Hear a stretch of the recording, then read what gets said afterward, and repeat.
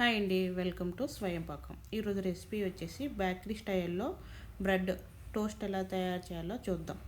అందుకోసం ఒక పెద్ద ఆనియన్ని నిలువుగా చిలుకలుగా కట్ చేసుకోవాలండి. ఒక క్యాప్సికమ్ని ఒక పావు భాగం తీసుకొని సన్నగా కట్ చేసుకోవాలి. క్యాబేజీని ఒక కప్పు తీసుకొని సన్నగా తరుక్కోవాలి. అందుకోసం మసాలాలో ఉప్పు తగినంత, పావు టీ స్పూన్ పసుపు, హాఫ్ టీ స్పూన్ కారం, పావు టీ స్పూన్ గరం మసాలా పొడి, 1 టేబుల్ స్పూన్ కెచప్ అండి. శాండ్విచ్ బ్రెడ్లు ఒక 4 స్లైస్లు తీసుకోవాలండి. బ్రెడ్ టోస్ట్ చేసుకోవడానికి నెయ్యి వాడుతున్నానండి. నెయ్యి కానీ బటర్ కానీ తీసుకోవచ్చు. ఇప్పుడు స్టవ్ మీద ఒక కడాయి పెట్టుకొని, కడాయిలో 1 టేబుల్ స్పూన్ ఆయిల్ వేసుకొని ఈ ఆనియన్ని వేసుకొని వేయించుకోవాలండి.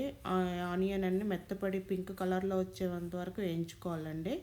ఈ బేకరీ ఐటెం అనేవి పూర్తిగా వేయకపోకూడదండి. ఆనియన్స్ ఒక 50% వేగితే సరిపోతుంది.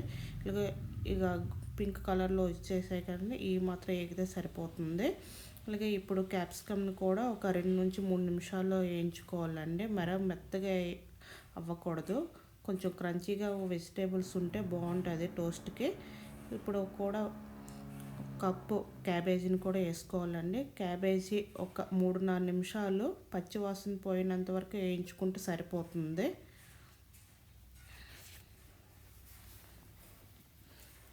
క్యాబేజీ అయినాక పావు టీ స్పూన్ పసుపు, పావు teaspoon garam masala, 1/2 teaspoon కారం, రుచికి తగినంత ఉప్పు అండి. ఉప్పు చూసుకొని వేసుకోవాలండి. కెచప్లో కూడా సాల్ట్ ఉంటుంది కదా, ఎక్కువైపోతుంది.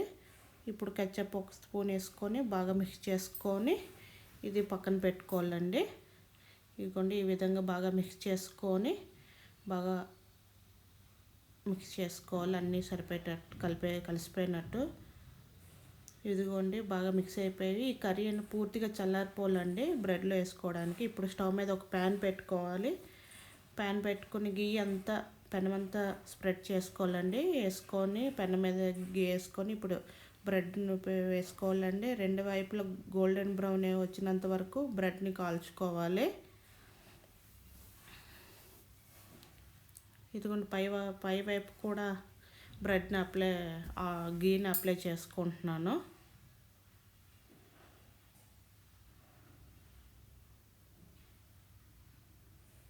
ఈ విధంగా అప్లై చేసుకోవాలి గీ అనేది.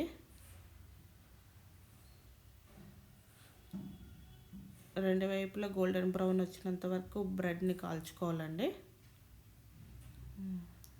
ఇప్పుడు కాల్చుకున్నాం కదండి, బ్రెడ్ని సైడ్ తీసుకోవాలి. బ్రెడ్ వేడిగా ఉన్నప్పుడే కర్రీ కూడా చల్లగా అయిపోయిందండి. ఈ బ్రెడ్ పైన ఈ కర్రీని వేసుకొని బ్రెడ్ 4 వైపులా స్ప్రెడ్ చేసుకోవాలి బాగా. ఇదిగోండి, ఇంకో బ్రెడ్ పెట్టేసి ఇలాగ 2 భాగాలుగా కట్ చేసుకోవడం అండి. అయిపోయింది.